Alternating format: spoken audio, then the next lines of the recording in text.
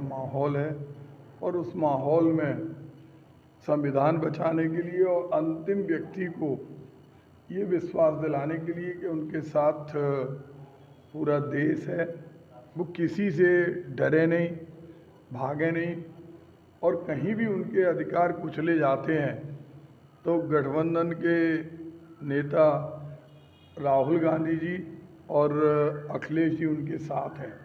एक ज़बरदस्त फैलाव जिसमें 40-50 हज़ार लोग कल क्राफ्ट बाज़ार में जुटेंगे।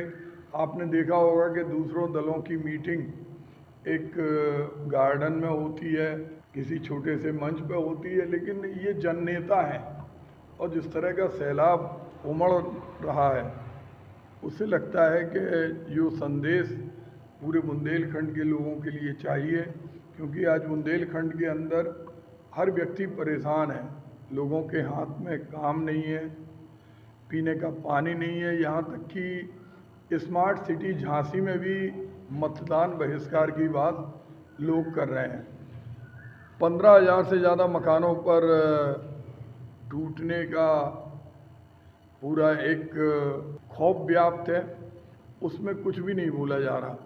बीडा के नाम पर जिन ज़मीनों के दाम नहीं बढ़ाए गए उन ज़मीनों को अधिग्रहित किया जा रहा है या उनसे रजिस्ट्री कराई जा रही है। ऐसे सारे मुद्दे हैं जिन मुद्दों पर कहीं ना कहीं लगता है कि बाबा साहब भीमराव अंबेडकर का जो संविधान है उसका उल्लंघन है। इक्वलिटी की बात हो, जीने की बात हो, विचारों की अभिव्यक्ति हो, हर जगह कहीं ना कहीं आम आदमी को दबाया जा रहा है। तो मंत्री जी, कल ये संविधान बचाओ है या देश बचाओ है? देखिए, संविधान बचेगा तो देश बचेगा। देश संविधान से ही चलता है। हमारा सबसे महत्वपूर्ण ग्रंथ, सबसे बड़ी पूजा इबादत अंतिम व्यक्ति के लिए हमारा संविधान है। हम मर्यादा पुरुषोत्तम राम के मानने वाले लोग हैं। हम देखते हैं कि राम राज्य में भी समानता की बात थी। समाज के अंतिम व्यक्ति के आवाज़ को भी कभी मर्यादा पुरुषोत्तम राम ने ठुकराया नहीं। तो आज आवश्यकता है कि जब देश आज़ाद हुआ, बाबा साहब भीमराव अंबेडकर का वो संविधान, उस संविधान को बचाना आवश्यक। तो क्या भाजपा भगवान राम के आदर्शों पर नहीं चलती है? मैं ये नहीं कहता, ये तो पूरी देश देख रहा है, लेकिन हर जगह कहीं ना कहीं ऐसा लगता है कि अंतिम व्यक्ति की आवाज़ को दबाया जा रहा। कभी सदस्यता रद्द कर दी जाती, कभी चुने हुए मुख्यमंत्रियों को बंद कर दिया जाता, कभी ईडी, कभी सीबीआई, कभी इनकम टैक्स और कभी पुलिस। किसानों की फसल पे ओले गिरते हैं तो उन्हें फसल बीमा का पैसा नहीं मिलता, अगर वो मुआवजे की बात करते तो उन पर मुकदमा लिख दिया जाता। तो ये तो खुलेआम भगवान राम को ना मानने वालों का स्वरूप है, ये उनका चित्र और चरित्र है। मंत्री, आप कृषि विश्वविद्यालय लाए अपने कार्यकाल में, पराग डेयरी लाए, आपने बीएचईएल की इकाई का विस्तार कराया।